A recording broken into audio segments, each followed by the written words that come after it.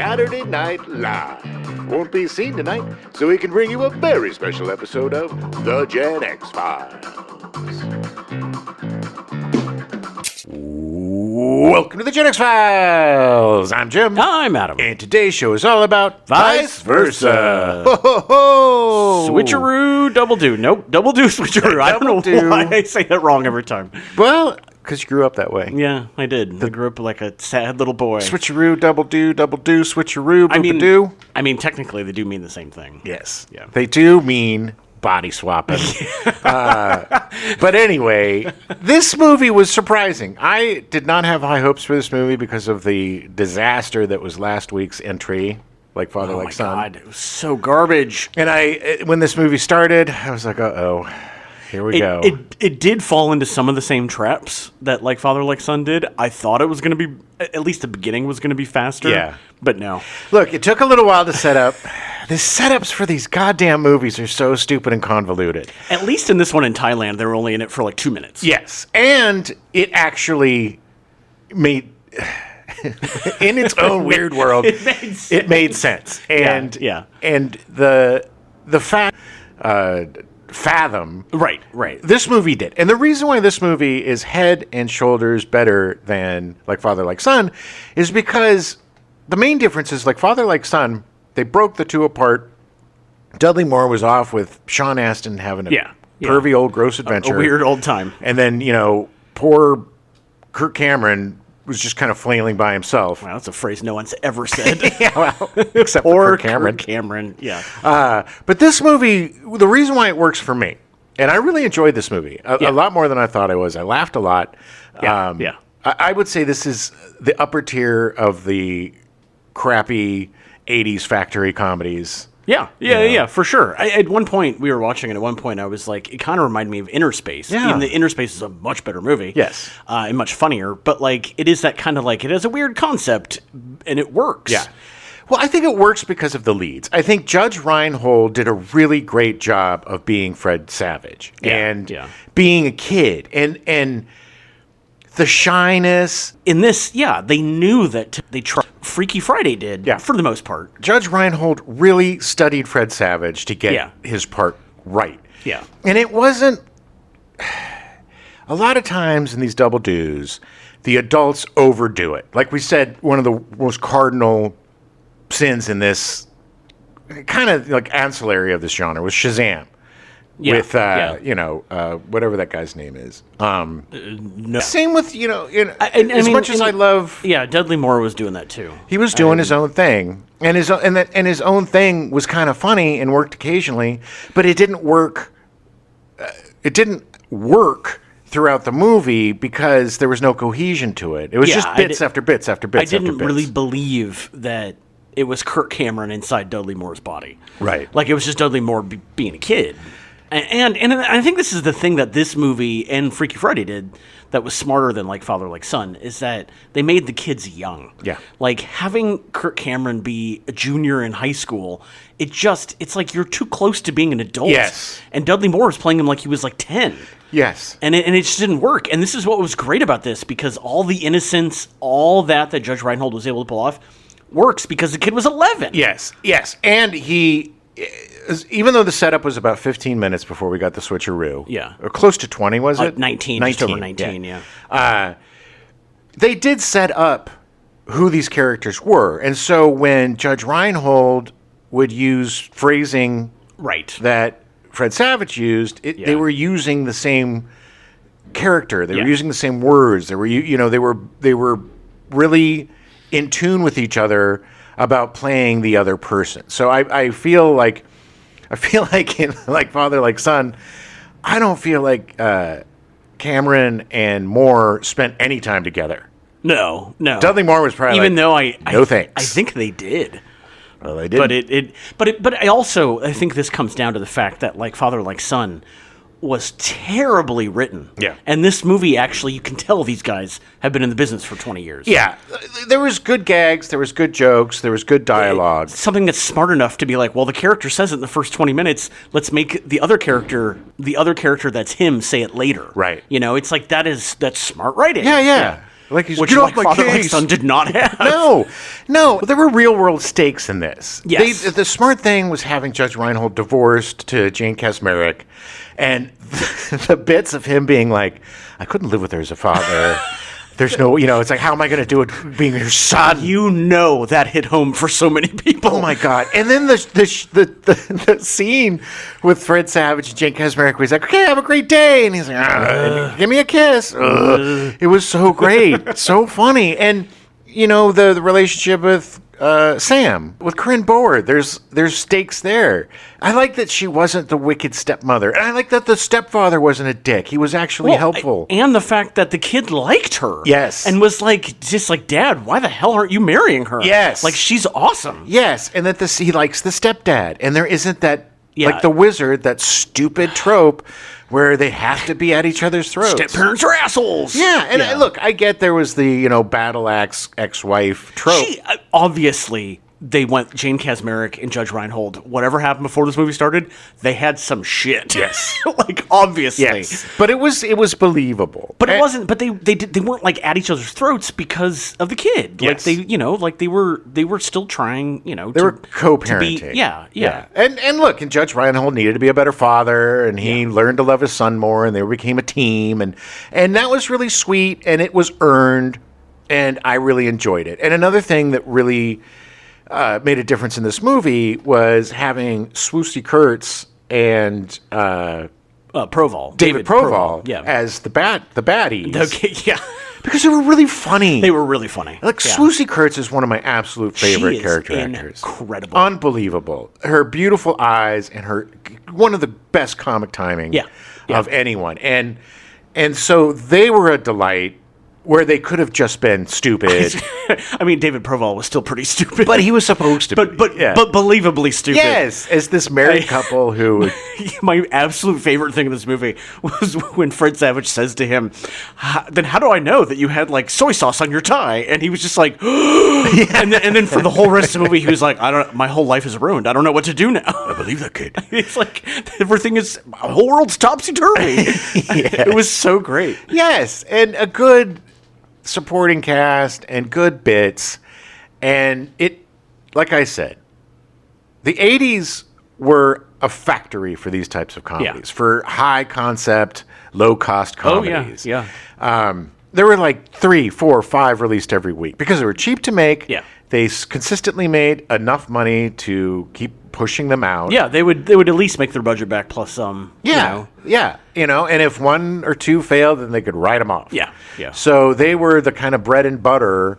It kind of vacillated between these cheap comedies and horror movies to kind of, plod along to make up for all these big blockbusters that may or may not. To cover their asses. And yes, and also because of that, because of these factory comedies that were very stable earners, there wasn't as much pressure that every blockbuster had to make $1 billion, right? Because everything wasn't just all their eggs weren't in that tentpole basket, right? So these kind of kept the economy of the film business going, and so you would get such horrible I mean, look, we've covered a lot of them. They would be so bad. But like Hot to Trot, or or these switcheroo movies. It was all of these like, well, what if a talking horse and Bobcat Goldthwait, meet a man from the moon? So it's like I said, they had the wheel, the wheel of concepts. But this was one of the rare concept movies that I think actually really worked and is comparable, not as good, but comparable to Freaky Friday in terms of really nailing the nature of this type of movie in terms of growth with the father and the son. Actual character growth and a character arc. Like they learned something from this. Yeah, there were gags, but the gags weren't just stupid. Oh, I got gum on my cigarette. Yeah. Cringy. Yeah. Oh, this is embarrassing. And it was fun. It was fun to see Judge Reinhold, I play the drums. Yeah. Well, you want to play? yeah, and then playing the drums, and then getting the worker to play the worker starts playing the keyboards horribly and playing a different song. It was the absolute worst. And then the blustery, what are you doing? You can't do this at the store. And then, they sold their very first crappy synthesized guitar thing. Because the kid he was playing with was the rich kid of their most shoppy shopper. Yeah. The whale that comes in and spends all of her money. So, you're going places, son. Those kind of I love how he just turned on a dime. I love those stupid, mistaken things where people kind of fail into success. Right. And that had a lot of this in it too. And the subplot, like the great thing about the Fred Savage part of the story, like the whole crush on the teacher, there wasn't like, oh, he's got to win a race or he's got to meet a girl. No, it wasn't high stakes. Yeah, it was very just keep a low pro. It was very kid. Yes, and he tried to stay within those parameters. And the little girl that fell in love with him. That little girl was so cute. Yeah. She was just like, I think I love you. But it was, it didn't strain itself for gags or anything. It just kind of was a very even keel. It understood what it was. Yes. And it wasn't trying to be more than it was. Yes. And it worked. These are a lot of guys who know what the system is and know how the factory works that put together a really good product. Yeah. Well, let's get into it. Yeah, let's get into it. Take yourself back to 1988. Yeah, baby. February 23rd, Biz Markie releases his debut album, Going Off, showcasing his human beatbox skills with the song Make the Music With Your Mouth, Biz. You got what I need. Yeah, that was a much later. I know. But which I didn't realize that he started so early. So great. He was apparently very, very well known for his beatboxing before that song. Oh, yeah. And that was... I didn't know about him until that song. Well, he was one of the pioneers of beatboxing. Yeah. I had no idea. I didn't know. The best thing about Men in Black 2, and that's not saying much because it's a pretty bad movie. It's not a good movie at all. Was when they go to the post office and all of the aliens are civil servants. Yeah. And Biz Marquis like, and then he and Will have to talk in beatbox because that's how his alien speaks. And it was really fun. I loved him so much. It was so sad. He died so young and so tragically. Yeah. He was a very interesting person. So just one of those positive kind of, his music was great for parties and I don't know, just kind of an unsung hero that, what was he, a jerk or something? No. Oh, okay.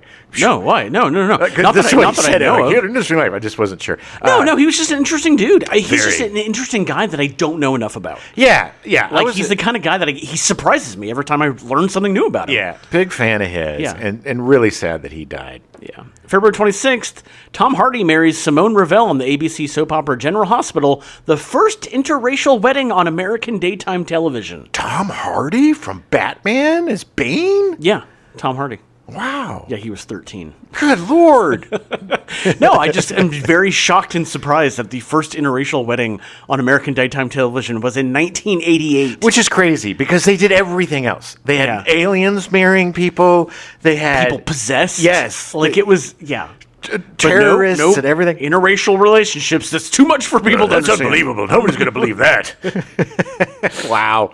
March 1st, RC Pro-Am is released and becomes a hit for the NES, drawing attention to UK developer Rare, who had released the Battletoads games, the Donkey Kong games, the Banjo-Kazooie series, and GoldenEye 007. What an amazing company. Yeah, Rare was very rare. Oh my God, nice. Let's see what you did there. Battletoads, great game. The Donkey Kong games. I loved RC Pro-Am. It was one of those games. It was the little like... overhead. It was the controls were so good. Nice. It was so much fun to play. I just absolutely love that game. Well, I loved Banjo-Kazooie, and I loved GoldenEye. Yeah, that was GoldenEye was so much fun. Up until the recent release, it was the best James Bond game ever made. And it's still to this day, people just love that game. Oh, there's huge fans of it still. Yeah. It was great. I mean, it was so ahead of its time. It was one of the first-person shooter action-adventure games ever made. March 11th, Vice Versa is released in theaters. The Vice Versa. The Vice Versa. The Vice Versa. So Vice Versa starts with the novel Vice Versa, A Lesson to Fathers, which was written by Thomas Anstey Guthrie, writing as F. Anstey, in 1882. Well, F. Anstey then. Wow, almost 100 years before the film was made. Yeah. Over 100 years. Over 100 years. 106. The log line for it was, in Victorian London, a father and son switch places by means of a magic stone from India, thus live each other's lives and gain a better understanding for each other before they switch back. Okay, that's really progressive for the time. How did Like Father, Like Son get it so wrong? Oh, God. They had 100 years of this book out. Like, I don't... Yeah. Sorry. You had to work really hard. You have to work really hard. It's okay. There's going to be a lot of spillover, I think, but you have to work really hard to make that story bad, and you have to work really, really, really hard to make Dudley Moore seem not so good. Yeah. You don't have to work very hard to make Kirk Cameron look like No, that's true. The next year, in 1883, the first adaptation of Vice Versa would be produced, a theatrical production that opened on the West End. Ooh. The first film adaptation would be in 1916 with a silent short film, which has been lost to time, despite there being 22 reviews on IMDb. Weird. Yeah, it's a little weird. I think people just reviewed it because they could, but I'm pretty sure that no one has seen it in over 100 years. Unless there's like a 100-year-old person that's like, I saw it back in 16 and it was pretty crappy. I mean, that is possible. But it's no Freaky Friday, that's for sure. It's really sad because 90% of the old silent films are all gone. That's like they're just gone. Yeah, well, a lot of them burnt up, and Yeah. or the film just would degrade crumble, and then go away. Yeah. Well, because it was made out of a very flammable. Well, and they didn't think about like preserving anything. No. I mean, it wasn't like later when they started making a lot of money off of it, and it was like, oh, we got to keep the negatives in a salt cave somewhere. Yeah, just threw them out. They didn't care. Yeah. You know, sad. The second adaptation was a BBC TV movie in 1937, which was 40 minutes long. And yes, I did say TV movie in 1937, which shocked the hell out of me. Yeah. I was also surprised the TV adaptation happened in 1937, but apparently regular broadcasts on the BBC started in November of 1936. Dateline, BBC. And the other thing is that they actually had broadcasts starting in 1929. On TV? On TV. Ugh. And it wasn't until a 24-hour thing was in November of 1936. When was the TV invented? Around 1927, 1928. It had like that tiny little round screen. It was the giant tube in the back for the tiny 3-inch screen. Oh my God, look at it. There's we're watching images in her house. I don't think about TV until the 50s. Well, that's when it took off. Yeah. Because nobody was buying these. No.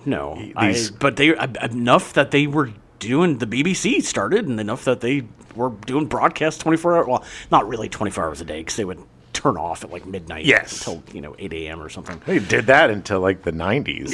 Yeah. The third adaptation was a 6-part BBC radio series released in 1947. An early example of creative sound effects before the days of tape meant that when the father succeeds in his wish to be just like his son, going off to school, juvenile actor John Clark had to talk to himself. Oh. He had to pre-record the father's dialogue on the 15-inch discs used at the time and leave gaps for the son's character to speak. After much careful rehearsal, the broadcast went out live with naturalistic speech overlaps. That's really cool. Yeah, it's clever. Man, I would have loved to be in that live. I would have loved to be part of that live radio. Oh, yeah. You know, ding dong dong with that table of like. With the sound effects. Yeah. He's dialing the phone. Now he's walking. Somebody's at the door. It's I'm funny. going to do this for the rest of the show. I used to make videos with my friend Ben when I was growing up, and I got them to do a very similar thing. We were doing the sci-fi thing, and we pre-recorded a conversation where we then played it on the TV, and he talked to himself on the TV. Oh, very cool. And I was like, oh my God, it's so clever. I'm so smart. Not knowing that they did it 50 years prior. Yeah, but you didn't know that. I know. But it was fun, and they thought it was fantastic. That's really awesome. Cool. Yeah. The fourth adaptation was the British movie in 1948, written and directed by Peter Ustinov, and starred Roger Livesey as the father and Anthony Newley as the son, with Petula Clark and Kay Walsh. Nice. Anthony Newley, listen to our Garbage Pail Kids. Yes! Our Cabbage Pail Garbs. Cabbage Pail Bill. Yeah. Got it right. Anthony Newley. Great, though. I just love that Peter Ustinov wrote and directed this movie. Apparently, the 48 version is really good. Peter Ustinov. I love Peter Ustinov. He was also an actor as well. Yeah, wasn't he in... He was in something we did. Logan's Run. Wasn't he in Logan's Run? Yes, I think he was the old man. The old man that was like out in the wilderness with the library books. I don't know about myself. Yeah. 1,000 cats. Yeah, listen to our Logan's Run episode. Yes. It's just Peter, again, like Biz Marquis, Peter Ustinov is one of those people that the more I learn about him, I'm like, man, how do I not know this much about him? Yeah, he's another guy that's kind of lost to time that was one of the first multi-hyphenates, writer, director, actor. The British version in 1948 was set, I think, during the 1880s, like the book was, so it was technically a period piece. Nice. Yeah. Like the father was a cowboy and the son was a little priss and he had to try to be a cowboy. And I don't think there were cowboys in Victorian England. they didn't call them cowboys. They called them... These are all of this is British. All these are British. they called them steermen. I just want to... Peter Ustinov is like, yes, cowboys in Victorian England, just go with it. We want to be cowboys. It's just believable. Yeah. The fifth adaptation was another BBC production, this time a TV miniseries consisting of 2 episodes broadcast in 1953. Man, they were stretching this thing out. Oh, there's more. The sixth adaptation was a 30-minute BBC TV movie released in 1961. Could you really call that a movie if it's half an hour? I know. I think it's what they called standalone stuff. So, yeah.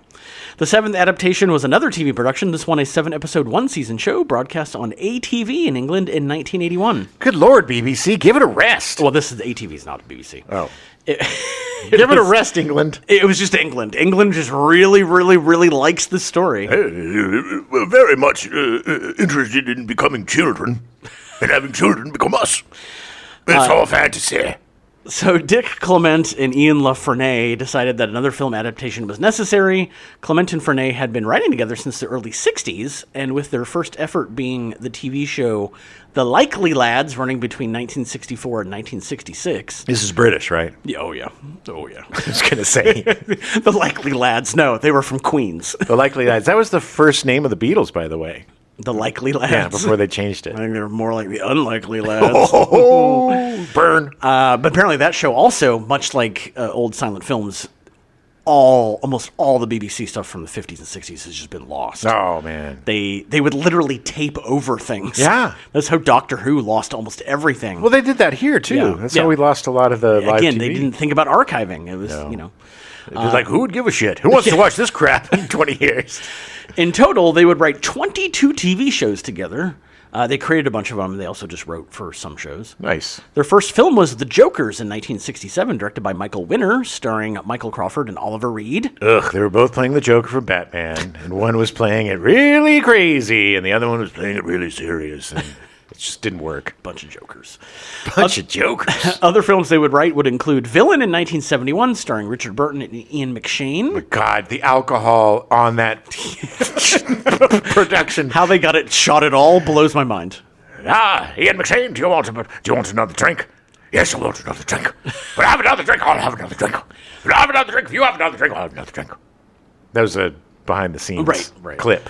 They also did To Catch a Spy in 1972, starring Kirk Douglas. I'm gonna catch a spy. The Prisoner of Zenda in 1979, starring Peter Sellers. That's a really good movie. That's the one that I remember out of all these. Yeah. And then Water in 1985, starring Michael Caine. I'm Michael Caine, and this is Walter. They did a bunch of others, but most of them I had no idea what they were. I'd never heard of them. Clement and La Fresnais would write the script as well as produce the movie. They would hire Brian Gilbert to direct the film. Gilbert. Gilbert was born in England, but spent most of his childhood in Australia, where he was a child actor. So there's a bunch of Brits making this. Yeah. Oh, it was all Brits. Yeah. I think it's because they wanted it to be... They got classy. American funding. Well, yes. No, I think they got American funding. And then that's why they were like, hey, we should go shoot it somewhere. They did a big search for the city they wanted to shoot it in, and they decided on Chicago. So was this going to be a British production? Or no, I think that the studio got these guys. No, I think they had the idea to write it. Oh, okay. And they went to a studio, and it happened to be an American studio that was like, okay, here's money. Okay. Yeah. No, I just said that. In 1963, Gilbert would play Hansel in a TV movie alongside Jackie Weaver playing Gretel. Ooh. Yeah. He first started directing in 1984 with the TV movie Sharma and Beyond, starring Michael Maloney, Robert Urquhart, Tom Wilkinson, and Suzanne Burden. Ooh, Tom Wilkinson. Yeah, who had followed up with his first theatrical release, The Frog Prince, in 1985, released in the U.S. as French Lesson, starring Jane Snowden, Alexandra Sterling, and Diana Blackburn. Ooh, is that based on the fairy tale? No, it's about British lady that goes to Paris to study. Well, that sounds dumb. It's about her falling in love with a French guy or something. Very ugly. You look like a frog. Yeah. Oh, that's very racist. Calling us frogs. After Vice Versa, he would direct the controversial, based on a true story film Not Without My Daughter in 1991, starring Sally Field as a woman trying to escape Iran from an abusive husband played by Alfred Molina. Not without my daughter. She kept screaming that. It was apparently the original book. I went down a rabbit hole with this because I was like, this sounds familiar. Yeah. The book was written, that it's based on, was co-written by the woman that actually Sally Field plays. Yeah. And everyone in Iran was like, that's not how it happened. And to the point where Alfred Molina had an Iranian guy come up to him and punch him because of how he portrayed the guy in the movie. Holy shit. Like, they were so pissed about it because he was very abusive. And in real life, he was very abusive. Yeah. But it was like, you're doing stereotypes of Iranian men. And they were pissed. Wow. Yeah. Do your research, people. Yeah. But I'm going to say that the woman's take on it, the wife's take on it, is probably true. Oh, okay. But they did a whole documentary about it where they did it more from his point of view, right. the guy's point of view and all this. But well, I mean, white privilege was in its heyday. You know what I mean? It's, like a lot of times, who knows? I don't know. I wasn't there. I'm not going to speculate. Yeah. It was, anyway. So the cast, Judge Reinhold is Marshall Seymour, who becomes Charlie Seymour, which, by the way, we didn't talk about yet, but the transformation was so much better in this. Yes! With them growing each other's bodies. They actually switch bodies. Yeah. That was the first time they really did that. It was so good. The best is Judge Reinhold and all the looking like the Hulk and all the torn up clothes. With the one button to the top. It was great. It was a little unsettling for them to have to be naked at the end. I was just waiting for the mom to come in and have that. If it was done today, they would have done that. What are you doing? What are you doing? Yeah. Pervert. Yeah. It would be weird, though, to be sitting across nude from your dad. Yeah. Touching his skull. Yeah. It'd be weird. I'm just saying. Well, I mean, I'm pretty sure at that point there's a lot of other weird things going on. It's like maybe put on each other's underpants. Yeah. I mean, you could just theoretically put on the other person's clothes. Look. Reinhold was born Edward Ernest Reinhold and was given the nickname Judge by his trial attorney father. Every time I hear Judge Reinhold's name, I just think of that. My Name is Earl. My Name is Earl had this campaign. This is stupid. It had this campaign where in magazines they had this ad where you would open up and it'd be like, "My name is Earl," and it was like this voice activated thing. And so within, I think it was Arrested Development, Judge Reinhold was doing the show where he was playing a judge, and he's like, "My name is Judge." And so every time I hear Judge Reinhold, I just That's hear all him you say, hear. "My name is Judge." I just can't get it out of my brain. He made his acting debut in a small indie film, Running Scared, in 1980, co-starring Ken Wall. Not to be confused with the Running Scared that we covered with. No, absolutely not. This was a weird. They played soldiers that. I don't know. Anyway, it did not look very good. It's also been released as Desperate Men and Back in the USA on cable and home video. Nice. I think they started releasing it more when Judge Reinhold became more famous. Yeah, that happens. Yeah. He had a small part in Stripes in 1981 and was part of the ensemble parody slasher film mega flop Pandemonium in 1982, co-starring Tom Smothers, Eileen Brennan, Phil Hartman, Tab Hunter, Carol Kane, David Lander, Eve Arden, and Paul Rubens. I want to see that. I had never heard of this movie. It sounds like they got a lot of the groundlings at the time to be in that. Yeah. Because Hartman and Herman were both the groundlings at that time, I think. The movie was originally titled Thursday the 12th, but had to change their name when Roger Corman beat them to the box office with Saturday the 14th. Yes. Yeah. I don't think I think what also happened is that the original script was a straight up slasher, and then they kind of broadened it out, took out a lot of that elements. He was good in Stripes. He played a dumb dummy. Yeah. Reinhold's first major film was Fast Times at Ridgemont High with Sean Penn, Phoebe Cates, Forrest Whitaker, Jennifer Jason Leigh, Nicolas Cage, Anthony Edwards, and Eric Stoltz. Yeah, man. Listen to our Fast Times at Ridgemont High show episode, and I mean, that movie, whatever. Listen to our Fast Times at Ridgemont High episode. God, that cast is unbelievable. Yeah. It's amazing that they were all so young and all so new. And so good. And truly one of the greatest teen comedies ever. Like one of the most realistic. And still relatable today. Unbelievably relatable. And such great performances. Judge Reinhold, his fall from... It is such a perfect encapsulation of the high school experience with him being oh man, I'm on top of the world senior. I'm going to break up with my girlfriend and I'm going to do this and that and get a new job. And he just goes down to the toilet, literally to the toilet where he's masturbating and Phoebe Cates walks in on him. Yeah. Does somebody knock? Reinhold said of the film, I thought my career would really take off after that role. Instead, Sean's career took off. Indeed, his next two movies were just small supporting parts, with The Lords of Discipline in 1983, starring David Keith, Robert Prosky, Bill Paxton, and William Hope, and Michael Biehn. I think, wasn't that about like a military school or something? Yeah. No, they had to shoot it in London, or in England, because no one in the U.S. would let them shoot there, because it was very, very critical of military schools. Yeah, which it should be. Yeah. He was also in Gremlins in 1984, which saw his part as the bank manager mostly cut out of the film. Yeah, he was the kind of foil for the lead character. Yeah, his boss. And just kind of a dick. Yeah, and he also had, sights on Phoebe Cates. Right. His, Yeah. Wagga wagga. Right. Okay. Wagga wagga wagga. Wagga wagga walla? Yeah. 1984 also saw the release of Beverly Hills Cop, which boosted his career, but his next three films were not received well. Uh-oh. Roadhouse 66 in 1985, starring Willem Dafoe. Head Office in 1985, co-starring Eddie Albert, Laurie Nan Engler, Jane Seymour, Richard Mazer, Michael O'Donoghue, Ron Fraser, and Merritt Buttrick. Yeah, Merritt Buttrick. You remember Merritt Buttrick? Yeah, what was Merritt Buttrick in? Star Trek II. Oh, yeah. Yeah, the blonde. He died very young. He did. He was very sad. He was in Square Pegs. Square peg, square.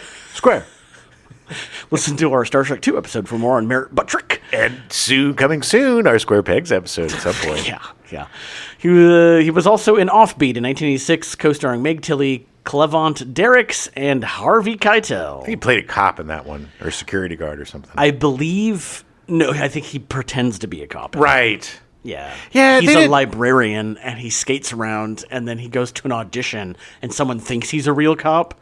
And he does something to save somebody. Does like a real cop thing, and then they didn't know what to do with Judge Reinhold. No, they didn't. Which is really too bad because he's a great actor. Yeah, but he's not a leading man, unfortunately. He would have been a leading man in the 70s. Yeah, probably, but he was kind of goofy. This is why this role was perfect for him. Yeah, because nobody plays like, and I'm not going to say dumb. I'm going to say innocent or naive. Yeah. Because the Beverly Hills Cop character is extreme. He's just a rookie, and he's really naive. Yeah.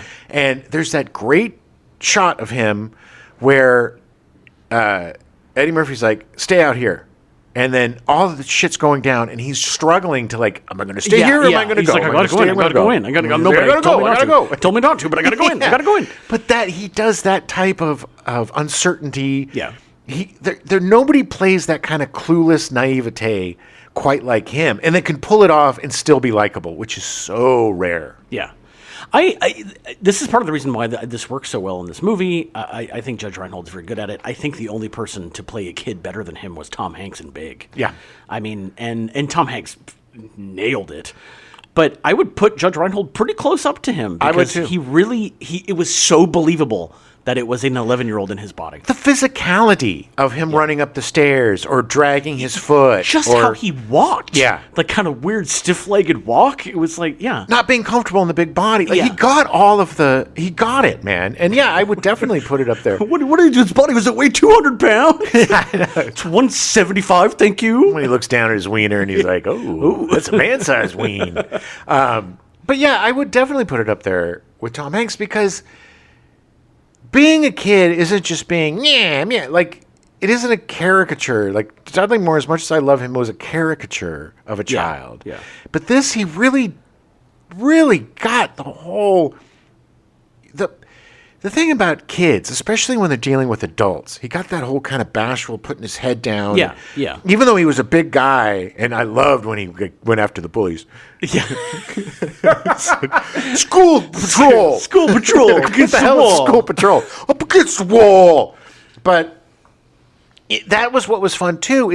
That's what he did. What kids would do, getting your buddy and going out and spending $20,000 of your dad's money. Yeah.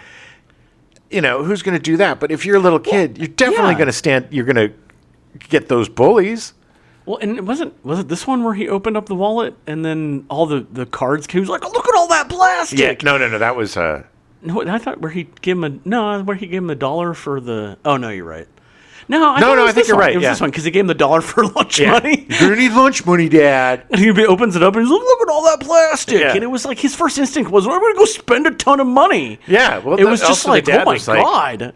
Put that away. Yeah, yeah. It just, but they covered that in a much better way than just finding the gold card and being like, "I'm gonna go waste money." Well, what is so sad is that little Fred Savage is so much more mature than older. I was going to say Mike Seaver. Kirk Cameron. Yeah. Mike Seaver was his character on Growing Pains. Correct. But yeah, I mean, it's just, again, and that's the thing too. Is I mean, look, Judge Reinhold is a much better actor than I think people give him credit for, and I think he, much like a lot of different actors, they're a great actor searching for the right part. Yeah.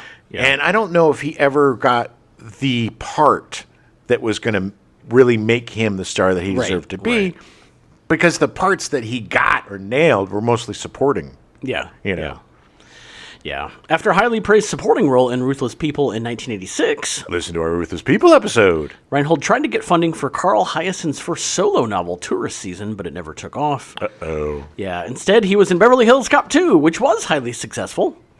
Despite it not being a very good movie. It wasn't bad. It wasn't horrible. Yeah. He would appear in all the Beverly Hills Cop movies. Ugh, even 3. Yeah, I know. We're going to talk about bad. Yeah. Vice Versa was his first lead in quite a while, but unfortunately, with the movie not doing terribly well, his career started to falter. He said, "That was really the end of my highfalutin Hollywood career. That's when the phone stopped ringing." Apparently, he also developed a reputation for being difficult on set. "I was spoiled, and I was arrogant, and I was very demanding. Had an overblown image of who I was and got a reputation for being difficult, and rightly so." Yeah. I mean, obviously, he said this later, and he realized what a dick he was being. But, sometimes damage is done, and it's just too late. And I get it, too. You're young, and you're hungry, and, if you're somebody who's a good actor and is probably fostering some sort of resentment for Sean Penn ever since Fast Time. Thinking that you were going to get your big break, and it just didn't happen. And every movie is supposed to be that big break, and it just doesn't happen. Yeah. Then you start to be a dick because you don't want to blame yourself. Yeah. You want to blame everything around you. But the fact that he was... Most actors don't have that kind of self-reflection to be able to be like, I was a dick, I apologize, and now I'm not going to be. Yeah. Like, I want to work, and I want to do good stuff. It's like Rainn Wilson, who said, man, I was just not happy during The Office. Nothing to do with the people, whatever, but I just didn't realize what I had, and I wish I could go back and enjoy it. Right. Yeah. Or Kevin Bacon. Kevin Bacon, he was very torn up when he finally realized in the late 90s, he was like, well, I'm just going to play fun. Yeah. Like, just do the fun. Yeah. Like, he was getting mad that he wasn't doing better in these movies and all this stuff. And he was miserable. And he finally was just like, you know what? I'll play the supporting parts. Yeah. I don't care. Yes. Like, I just want to go have fun. Yeah, like certain actors, exactly. You adapt and you evolve. And this business, the truth is, if you can be in this business for over 5 years, you're one of the most successful actors ever. Yeah. Because there's very few Harrison Fords. There's very few people that can have a career that spans 60 years. Right. That is just the anomaly. That's not the norm. Yeah. And the fact that Reinhold has been working fairly consistently for the past 40 years is a testament to really how talented he is. Yeah. Being relegated to supporting roles in 1994, he would appear in The Santa Claus. He'd also appear in the 2 sequels. Ugh. Is that the one with the... Tim the Toolman Taylor? Tim the Toolman Taylor. Tim the Coke Dealer Taylor. Yeah. Yes, those were the Santa Claus movies. 1994 also saw him get an Emmy nomination for his role as a close talker on Seinfeld. So great. Such a great episode. He was so good. Uncomfortable. But great in a great way. Yes, because he was so likable. The thing is that what's beautiful about the close talker is you wanted to like the close talker. But he's a close talker. He's talking so close. Sadly, he would lose to Martin Sheen for Murphy Brown. so he did not get an Emmy. No. He most recently can be seen in Beverly Hills Cop Axel F, released in 2024. Great sequel. Really fun. Such a good movie. Yeah, that was really fun. They did a really good job with that. Fred Savage was cast as Charlie Seymour / Marshall Seymour. Charlie! Around the time that Savage was cast in The Wonder Years, he was also cast in Vice Versa. Vice Versa would be his first lead. Nice. It would also be the beginning of his trilogy of flops, as he followed up Vice Versa with Little Monsters and The Wizard. Oof. Good Lord, baby. We're going to... When we do Haterade, maybe we can do Little Monsters. I mean, do you hate that movie? I don't know it. I know that when I see it, I'll hate it. I don't know. Well, that's just it. I just don't know it. I know I've seen it. There's no way we're doing a Howie Mandel floppy. Yeah, month. we are. Oh my God, we'll do that in the movie.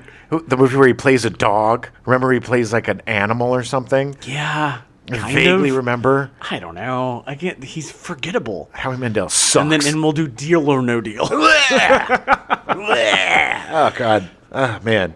Truth be told, Savage did not have a very big movie career. He did have a much bigger career on TV after the Wonder Years, appearing on Working from 1997 to 1999, appearing in 39 episodes over 2 seasons. Yeah, look, Wonder Years was a great show. And it's so crazy that we figured out that if Wonder Years took place today, that it would be in 2006. Yeah. Yeah. Time. But you know, when you play such a beloved character, it's really hard to make that transition. You know, It's like Tom Selleck playing Magnum PI. Well, it didn't help any that all the movies he did were horrible flops. Right. But then again, he's a kid. It's not his fault. I know. He tried his best. And plus, you're working with Howie Mandel, man. That is doomed to begin with. He also made his directing debut on Working, directing 1 episode. Working? I don't remember that one. Yeah, it was like an office comedy. It wasn't terribly memorable. I remember kind of watching it or catching episodes. But okay. He was also in Crumbs in 2006, appearing in all 13 episodes. Lasted a whole 1 season. No idea what that is. He was in The Grinder in 2015, appearing in all 22 episodes. Another 1-season show. I like that show. That was the one with where his brother was played by the really good-looking guy from Parks and Rec, Rob Lowe. Oh, Wasn't yeah. that Rob yes, Lowe? I think you're right, actually. Yeah. Yeah. Rob Lowe and Fred Savage. Yeah. Yeah. That was a fun show. Yeah. I mean, I remember liking these. I mean, Yeah. Fred Savage is a charming guy. Like, he can carry a sitcom. I love older Rob Lowe. I love Rob. Because Rob of Parks Lowe's and Rec, I love Rob Lowe. Yeah. Savage would also continue to direct with notable TV shows, including 18 episodes of It's Always Sunny in Philadelphia. Ooh. 9 episodes of Party Down. Oh. 21 episodes of Two Broke Girls. Ooh. Yeah. For some reason, that show lasted like 5 or 6 years. I don't know why. It may be good. I never watched it. I can't judge it. I never watched it. 14 episodes of Modern Family. Okay, nice. And then 8 episodes of The Wonder Years reboot. Sadly, Savage hasn't worked since The Wonder Years in 2022 because apparently he's a bit of a dick. What? On May 6, 2022, Savage was fired as executive producer and director of The Wonder Years reboot after an investigation into alleged inappropriate conduct. Uh-oh. While Savage stated that some of the claims were untrue. he also stated that he was going to work on changing any perceived negative behavior. Okay, so some of the claims were If true. you say some of the claims are untrue, most of them are true. Yes. Some is an admission of guilt. Yep. None is an admission of innocence. This was not the first time he was accused of inappropriate behavior. In 1993, Savage, then 16, and his Wonder Years co-star Jason Hervey were accused of sexual harassment in a lawsuit filed by the show's former costume designer. Ugh. Monique Long alleged that the young actors verbally and physically harassed her daily, with her complaints over their behavior ignored by the show's staff. Well, it was back then where Yeah. people didn't give a crap. It was gross. Yeah. The lawsuit was settled out of court. Okay, look, I can give him a little grace for being 16 and being a piece of crap. I Sure. was kind of a piece of crap at 16. Yeah. We all were pieces of crap. But he didn't change, it No. seems. It No. seemed like he brought that behavior with him. Yeah. And that is unacceptable. In March of 2018, a costume designer on The Grinder accused Savage of assault and intimidation and filed a complaint in Los Angeles Superior Court alleging assault, battery, and gender discrimination. Savage denied the allegations. Fox later stated that an investigation cleared the actor of any wrongdoing. Okay. Coming from Fox, I believe everything they say. Well, because he has the history, Yeah. I tend to be a little bit. And it seems like he has It seems like his inclination is to harass the crew. The support. Yeah. You know, like the costume designers, the makeup people, you know, the people that you see every day. Yeah. And the people that don't have that much power. Right. It's a very easy target, and it's really gross. Yeah, it's really, really gross. Given that Hollywood has a short memory, Louis C.K., anyone? Jesus. It'll just be a matter of time before Savage starts acting, directing, and producing again. Yeah, I heard he's directing and starring in a movie with Louis C.K. and James Franco. Oh, God. It's called Scum. Scum. Back again. Corrine Bohrer was cast as Sam, the girlfriend. Oh my God, I had such a crush on her. She's so adorable. Her smile is so magnetic. Beautiful. Just amazing. She's the epitome of the girl next door. Yes. Bohrer made her feature film debut in 1982 with a very small part in The Beach Girls. Yeah. Yeah. That was followed up just a couple of months later with a small part in Zapped, the Scott Baio Willie Ames vehicle. Yes, where Scott Baio and Willie Ames are in college, and I think Scott Baio is like a chemist or something, and they make this chemical that they put on this weed that gives them, when they smoke the weed, they get telekinesis, so they can take off girls' tops and stuff. Yeah. Because that's what you use telekinesis for in college, is undressing women. Well, if you've ever seen The Invisible Kid, you know the first thing you do is get invisible and then go into the girls' locker room. Well, come on. If you were a kid and you were invisible, you know you would do that. You know you would. Not as an adult, but as a kid, you would have. Yeah, I would have as a kid. Yeah. Bohrer got her first regular role in the sitcom ER, that's E/R, starring Elliot Gould. One of the many shows called ER, apparently. I thought it was the one with George Clooney. It is not. No. There was apparently another sitcom called ER. Yeah. E.R, or just ER, because is ER the drama one? Yeah. E.R? It's called Right, I just don't remember if it had... Anyway. No, I think it's just ER. I don't think there's anything. No, I think the sitcom that George Clooney was on was E.R. Okay. Yeah. Anyway, regardless, they were all bad except for the medical drama. Which I just did a rewatch of a few months ago. She would appear in 22 episodes, but the show would only last one season.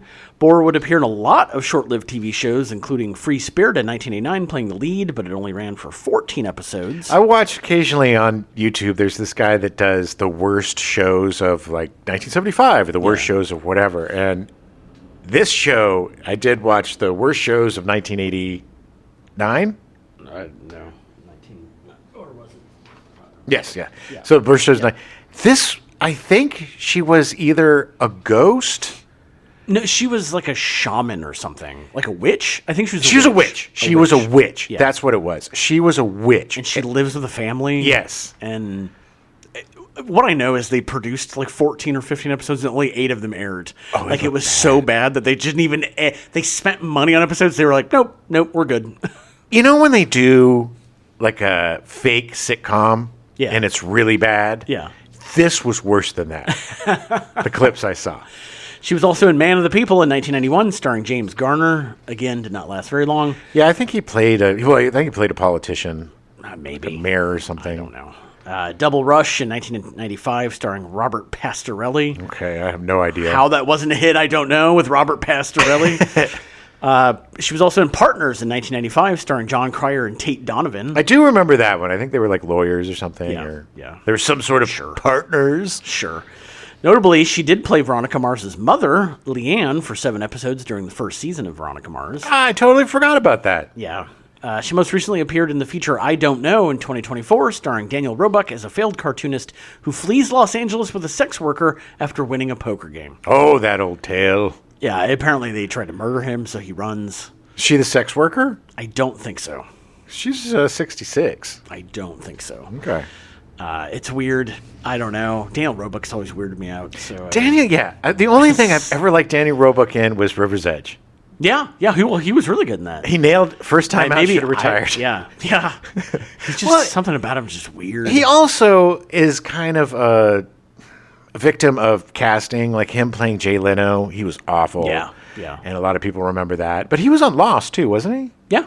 He was good on Lost. He was fine. He's just talk about a very narrow range. Something about him just weirds me out. I don't know what it is. I agree. There's something off-putting about him. It's not anything he does. It's just his energy. Yeah, come have dinner with us, buddy. Let's put this. How dare you? Okay. No.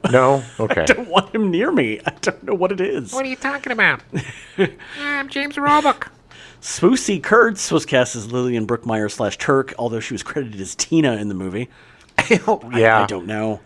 Kurtz got her first name Swoosie, which rhymes with Lucy rather than Woozy. I always thought it was Swoosie. I was too. I did too. She got it from her father, much like Judge Reinhold, except this one's a little more interesting. It is derived from the B-17D Flying Fortress bomber, which her father piloted during World War II, which was named the Swoos. Half swan, half goose. Ooh. The Swoos. The Swoos. So he came back and said, "Hey, little daughter, I'm naming you after my death machine. I'm going to name you after the plane that I murdered 1,000 Nazis with. Like I'm naming you after the plane that firebombed Dresden." This is your brother, Dresden. Kurtz made her acting debut on The Donna Reed Show, guest starring at the age of 17 in February of 1962. I can't imagine seeing her as a young person. I just know her as a middle-aged woman. Because she wasn't, like, super old in this. No. I mean, she was in her 40s. But she always seemed like she was in her 40s. She always, yeah. She would become a series regular on As the World Turns in 1971. Kurtz would make her Broadway acting debut in 1975 with a performance in Wilderness. I'm surprised when you mentioned the soap opera, you didn't say she did 2 years and did 762 episodes. The funny thing is that I could not find any record of how many episodes she was on. That's how many. So I don't know. Too many to count.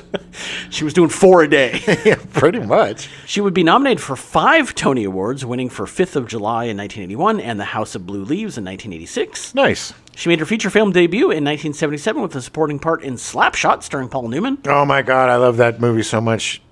Ragtag hockey team trying to win with an old guy being the coach and player. Confession, I've never seen Slapshot. Well, we're definitely doing Slapshot. It'd be good to do a sports month. There are these brothers. I think they're really brothers that are in the movie. Yeah. That are just hilarious and a force to be reckoned with. They just love beating the crap out of people. I just love the log line of it is literally like this down on its luck hockey team realizes that they draw more people in when they cause more blood.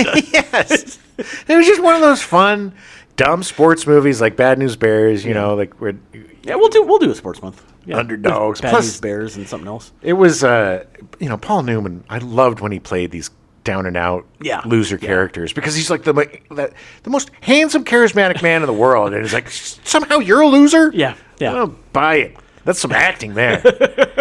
Other film appearances Swoosie Kurtz made include The World According to Garp in 1982, playing the hooker. God damn, that was a good movie, and she was really good in it.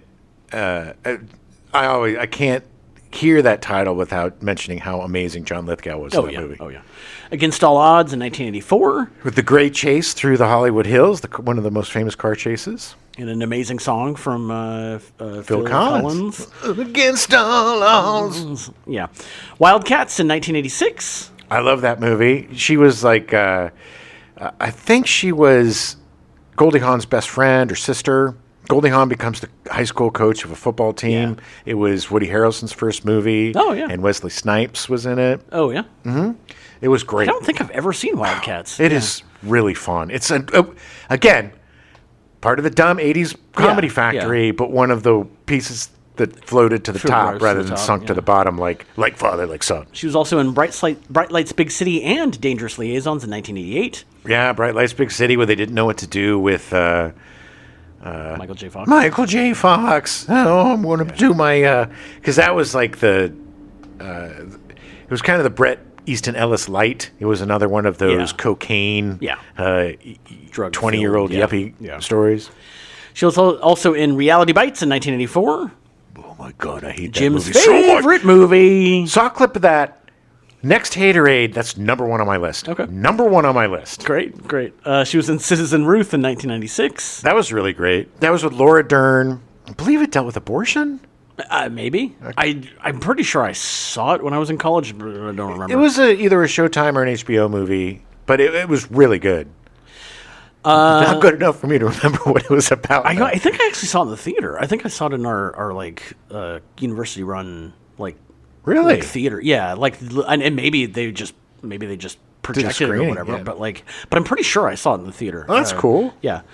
She was also in Liar Liar in 1997. Great performance. one of the best bloopers ever with Jim Carrey, where he's like screaming at her and blah, blah, blah. And she's like, over-actor! And then it just brings the house down, including Jim Carrey, who just lost it. Thought it was hilarious, yeah.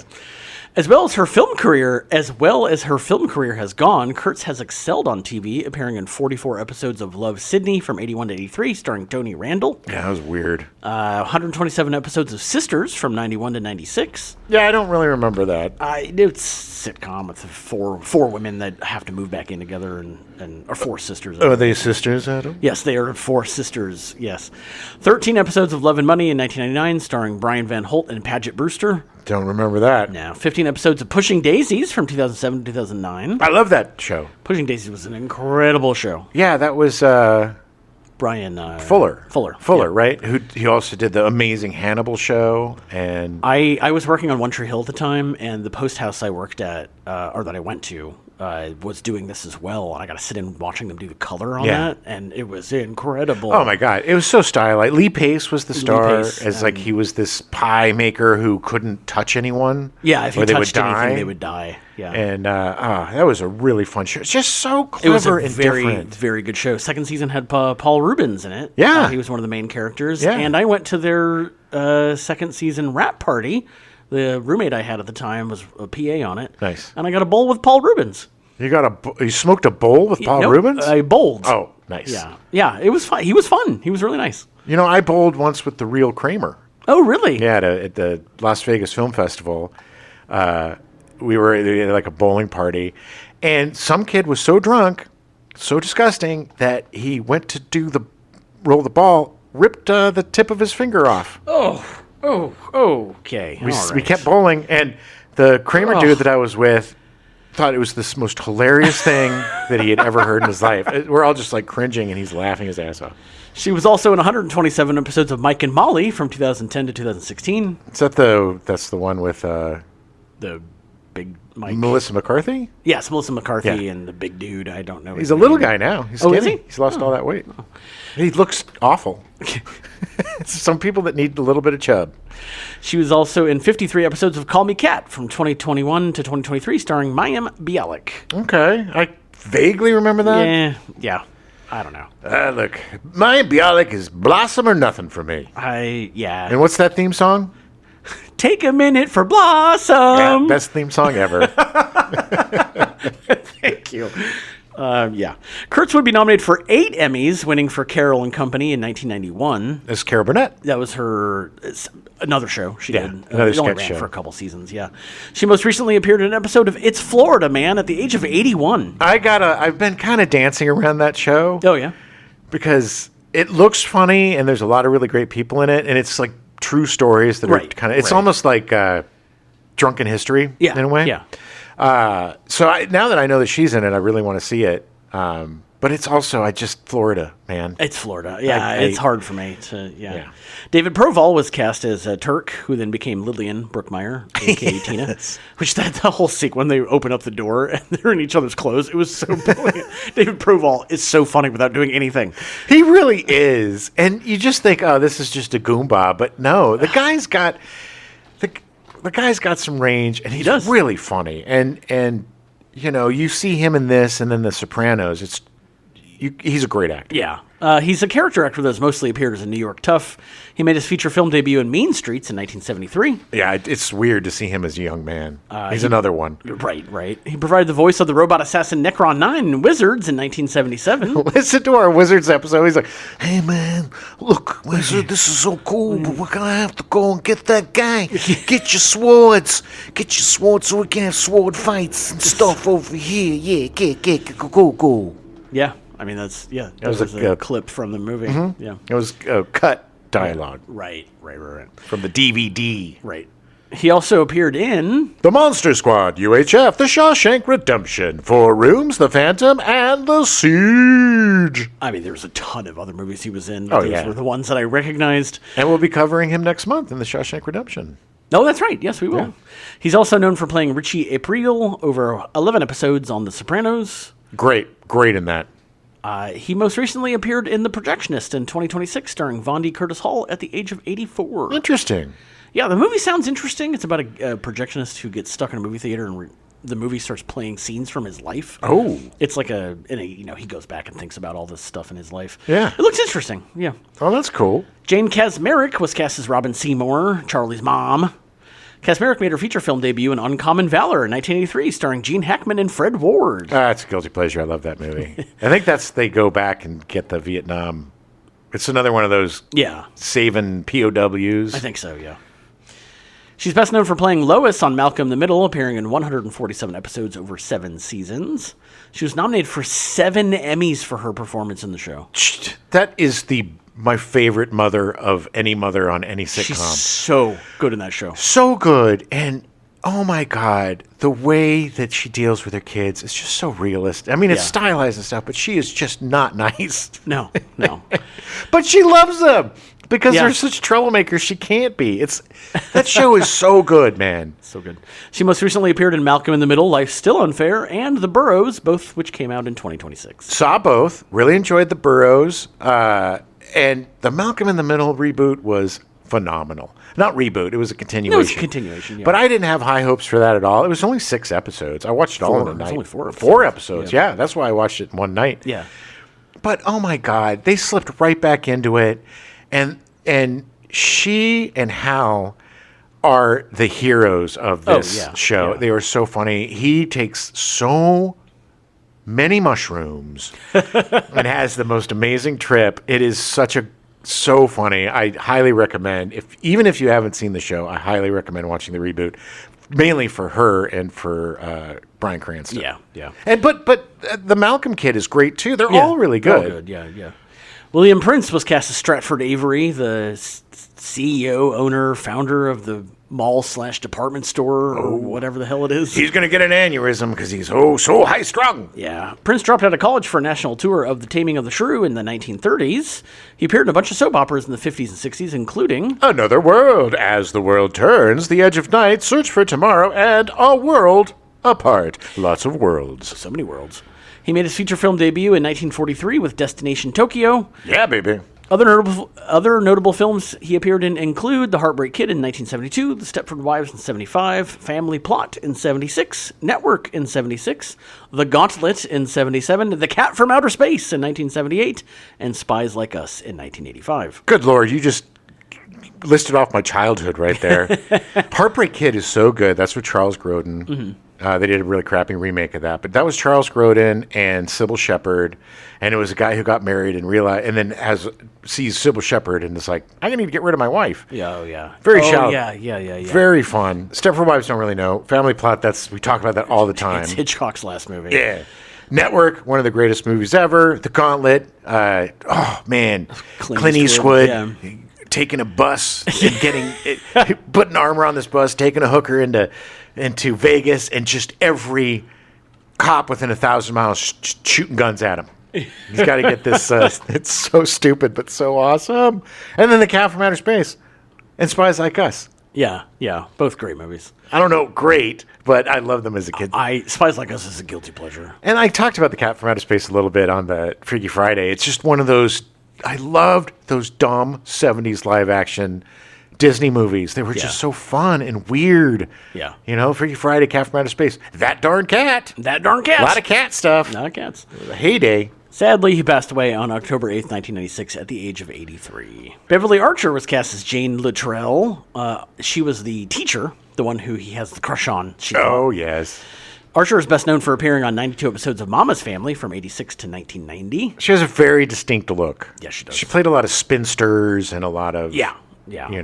She also appeared on 70 episodes of Major Dad from 1990 to 1983. I never watched that show. I definitely saw episodes of it when it was airing. Right. But it was about the military, and my dad was very anti-military. Gerald McGraney, right? From Simon and Simon. Yeah, like one of the daughters was cute, and I remember being young and being like, "Oh, she's cute," and like watching it for that. Yeah. But like beyond that, it was about the military, and right. And it was, she retired from acting in 2002. Really? Yeah, just stopped acting. Yeah. Okay. Harry Murphy was cast as Larry. Murphy may be recognizable as the reporter from Super Mario Brothers in 1993. Listen to our Super Mario Brothers episode. He was one of the co-workers, I believe. Kevin O'Rourke was cast as Brad.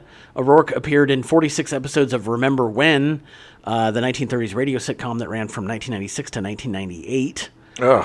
He also appeared as Spencer Tracy in The Aviator in 2004, and he appeared in 21 episodes of Boardwalk Empire from 2010 to 2013. Yeah, he's been in a lot of stuff. I believe he was also one of the co-workers with Richard Kind, who played Floyd.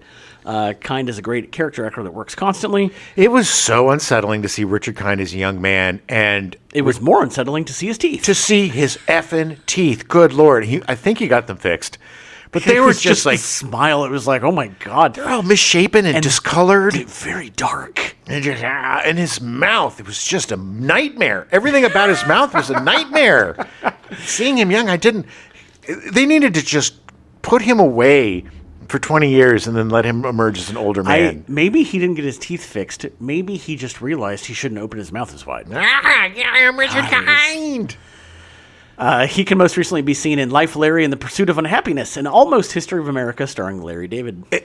Richard Kind is one of the most hilarious character actors ever. He is so effing talented, and he's really funny. He just shows up in everything. Yeah, it just seems like Richard Kind wanders around Hollywood onto sets and is like, "Got a part for me?" Of course we do, Richard Kind. Come on in. Sure. Water's warm, baby. Elia Baskin was cast as Professor Kirshner, who had the weird greenhouse in the middle of a parking lot or something. It was in the middle of a warehouse. Warehouse or something? Yeah, it was weird. It was just weird. Baskin is a Latvian-American actor who appeared in Moscow on the Hudson in 1984, The Name of the Rose in 1986. Listen to our Name of the Rose episode. And for playing Peter Parker's landlord in Spider-Man 2 and Spider-Man 3. Yeah. James Hong was cast as Quo. Hong is still acting at the age of 97, most recently appearing in You Can't Win, a Western starring Michael Pitt. Oh my God, he is so awesome. Listen to any of our shows because he pops up in everything. He is the actor we've talked about more than anyone else. He is just remarkable. Remarkable. The guy can play anything. Yeah. Played a lot of stereotypical bullshit early in his career, but he also, his turn in Blade Runner versus his turn in... I was going to say Nothing But Trouble, but nope. Big Trouble in Little China. Big Trouble in Little China. The guy was so versatile. One of the greatest character actors of all time. He has 2 more projects coming up. They should be coming out either this year or next year. And one of them, I don't know what it's about, but he's playing a maitre d'. He's 97, and he's playing a maitre d'. When he goes, baby, it's going to be so sad. It is. The whole industry is going to shut down. Yeah. Because it's just, we need him too much. It's true. Ajay Naidu is cast as Dale Ferreira. He was the bully friend from the guy who gives him rides. Oh, that keeps him the death stare? Yeah. Naidu played Samir in Office Space in 1999. Yeah, it's really funny to see him because he's so young in this. Well, what's so funny is that he's like the big bully in this, but he just didn't grow. After getting that? No, he didn't. So he's the little guy in everything. He's the little guy in everything else. But he's probably like, I did play a big bully once. I swear to God, I did. It's called Vice Versa. That movie doesn't exist. You're lying. You're a liar. No, Judge Reinhold. Jane Lynch was Mrs. Lindstrom, or Ms. Lindstrom. This was Lynch's first feature film. She's one of the co-workers. Again. And has the worst hairstyle ever. Oh, my God. It was like they just put a poodle on top of her head. It was so weird. It's so weird, too, to see her young. Yeah, yeah. Just there's certain people that you're like, I've only known you in your 40s up. Yeah, yeah. And to see you under 40s, it's too weird. It's like seeing pictures of your mom when she's really young. She's won 5 Primetime Emmys from 12 nominations. She's amazing. She's currently filming a TV series with Katie Sagal. Okay, I like that. It's an untitled series. I don't know what it's about. Maybe they're playing siblings or something, but Katie Sagal's hilarious. So. Well, Jane Lynch steals everything she's in. 40-Year-Old Virgin stole the movie. She was so good in Only Murders in the Building. Oh, yeah. Listen to our Only Murders in the Building episode. Yeah. She never gives a bad performance. Glee, not a great show, but she was unbelievable in it. She was great in it, yeah. Never gives a bad performance. One of the greatest character actors of all time. Comedic character actors of all time. Also, just quickly, Gloria Gifford. Gloria Gifford, that's She right. played Judge Reinhold's secretary, but you know her from, she was in Hanging with Mr. Cooper. She was in Family Ties, a bunch of stuff. But now her most recent thing is she's been on Abbott Elementary, which is a great show. Yeah, it is a great show. Yeah, she was in 48 Hours. She was in a ton of stuff. Yeah. Bit parts and a lot of things, but she was really good in this. Yeah, she's great. She played off Judge Reinhold really well. Well, and it's the the trope of the long-suffering assistant, Right. He never says hello to and ignores, and then You've never asked me about my weekend. how you doing? How was your weekend? Oh, I'm sorry about that. It was just it's like, what's wrong with you? Like, why are you nice? It was so good. So production began on March 2nd, 1987, and 95% of the film was shot in Chicago. Ooh. Chicago. My kind of town. Except for that little bit in Thailand. The digital guitar featured in the music room scene where Charlie, as Marshall jams with a random customer and store employee, was a real instrument. It was the Step DG1 guitar synthesizer. Yeah, all that shit sounded horrible back then. It did cost $7,000 when released, as stated in the film. However, the audio heard in the movie is from a live electric guitar, as the DG1 could not convincingly imitate one well enough to be believable at the time. Yeah, it definitely was $7,000, which that's like $20,000 today. Oh yeah, at least. Yeah, at least for a frickin' guitar that's not a guitar. Right, you could buy the coolest, most tricked out, Gibson guitar. It was like you've gone too far with the synthesizing. Well, you could play it like a piano and also, but none of that stuff ever sounded tinny and canned. Yeah, it sounded bad. The movie had the rare distinction of being one of the few motion pictures in which the same film crew shot in 3 different American states on the same day. Ooh. It occurred when the company boarded an Amtrak train in downtown Chicago. They began shooting interior scenes as the train moved through rural Illinois, continued as the train proceeded to Michigan City, Indiana, and then finally called it a wrap as the train approached Niles, Michigan. So yeah, they went through 3 states. Granted, they were shooting on a train. Right. So, I mean... Still cool. But yeah. Still cool enough for you to mention. You're a train guy. Union Station and that train platform is where I've gone a couple times, actually. Yeah. Gotten on an Amtrak train at that platform. Same. Yeah. Yeah, it's crazy. Upon release, the movie received mixed reviews, although Roger Ebert loved it, saying, "Who would have guessed it? Who would have been able to predict that the plot of one of last year's worst movies could produce one of this year's most endearing comedies? Here at last is proof that the right actors can make anything funny, or perhaps it is proof that the wrong actors cannot. The name of the movie is Vice Versa, and when they made it last year, it was called Like Father, Like Son, and it was dumb." Yeah, he gave this like 3.5 out of 4 stars. Well, yeah, I mean, this is frickin' The Godfather compared to, and I get it. I agree with him, too. I agree. I think he's absolutely right. Michael Wilmington was less kind. "It may be better than Like Father, Like Son, largely because of the direction and Savage's performance, but it's still a disappointment. British director Brian Gilbert showed tremendous talent in the 1985 Sharma and Beyond, which he also wrote. Here, producer-writers Ian Lafreniere and Dick Clement give us mostly a collection of obvious gags traipsing wheezingly from one point to another." Yeah. I mean, and he's not wrong, but I still found it charming. I don't think they're wheezingly going from, that's a dick move. I think everything flowed well. It did. I laughed more in this movie than I did in like the last 5 movies combined. Yeah. I was entertained throughout this film. There wasn't, and I was looking to not like this movie, man. Yeah, I was expecting it to be bad. After The Wizard, I was not a Fred Savager anymore. No. And I was looking to hate this movie, and I didn't. It did. It won me over. Yeah, it me really too. Did. Yeah. Look, I think, and I've said this before, man, I think that since the quality of comedies has become so bad, that a lot of the stuff that was really crappy in the 80s has been elevated to pretty decent. Yeah. A lot of C- to B-. Yeah. And I would say this is definitely a B- comedy. Yeah. Unfortunately, it would only gross $13.7 million against a $10 million budget. People were over it. Well, I think Like Father, Like Son probably kind of put the old nail in the coffin on this because they didn't want to give it a shot because Like Father, Like Son was so bad. That, and I do remember the marketing, and the marketing was, it was them on the motorcycle. It was all the super hijinks. Yeah. Made it look like this really dumb, Yeah. not ribald, but this very dumb, physical comedy, slapsticky thing. And if they would have kind of marketed it more about this father and son recreating their bond or whatever, I think it might have done better. I think if they had focused on Judge Reinhold and his performance, I think people would be like, okay. Yeah. And look, I think that Fred Savage's performance was really strong too.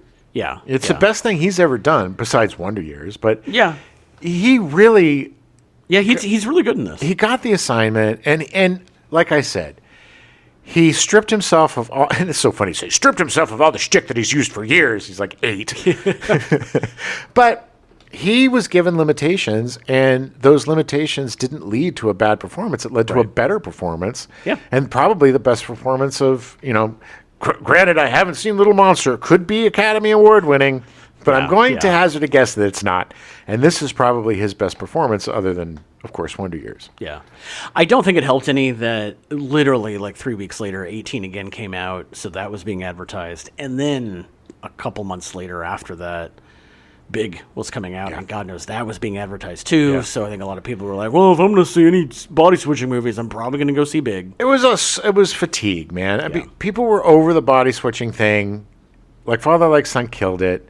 If this movie came out before, I think it would have done a lot better. Yeah, I agree. Because, like Father Like Son is the one that kind of ushered in the new era of double do switcheroos. And boy, was that an inauspicious debut. Right. Yeah, it was not good. But this is a good movie. It's fun. You should check it out. Find it. It's not really streaming anywhere, but it's a fun movie. It's fun to sit with your kids and watch it. Now, if you are a bit of a, sadist, then buy yourself a copy of the double feature of this and Like Father, Like Son. Yeah. But definitely watch Like Father, Like Son first. Yeah. And then, because, I think you should see Like Father, Like Son because you won't believe how horrible this movie is. Yeah, that's true. That is true. Like, it is really bad. It is worth saying for just how bad it is and just how sad and badly they treated Dudley Moore. But also, if you watch these two as a double feature, you're just going to fall in love with Judge Reinhold. Yeah. Yeah, vice versa. It looks like Citizen Kane compared to Like Father, Like Son. But it's fun. It's a fun movie. Look, it's not trying to break any new ground or anything, but it's a good story about a father and a son. No, it is definitely the upper echelon of the crappy 80s factory comedies, and definitely give it a look. And if you want to do a double feature, do this and Freaky Friday. Yeah, perfect. That would be good. Perfect. Yeah. But I would say this first and then Freaky Friday, because Freaky Friday is definitely the best of the bunch. It is fun. It is so much fun. Unless 18 again beats it. I guess we'll find out next week. George Burns, I'm in a coma through the entire thing. The best part of the movie. I know I've seen 18 again. I totally forgot that George Burns is literally 95% of it in a coma in the movie.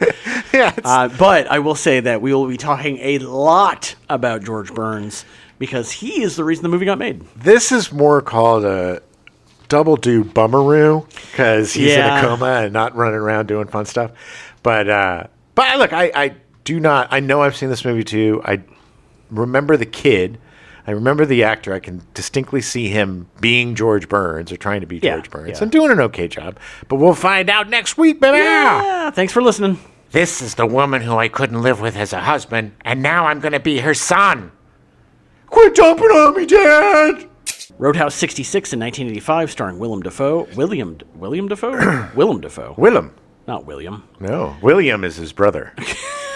Really? Yeah. Oh, that was... Oh, okay. I'm sorry. I was thinking of somebody else. No, he was old. He was old. Traipsing, wheezing... Producer writers, Ian Fresnais. Jesus Christ, it's the end of the show. We now return you to your regularly scheduled programming, The $6 Million Man, already in progress.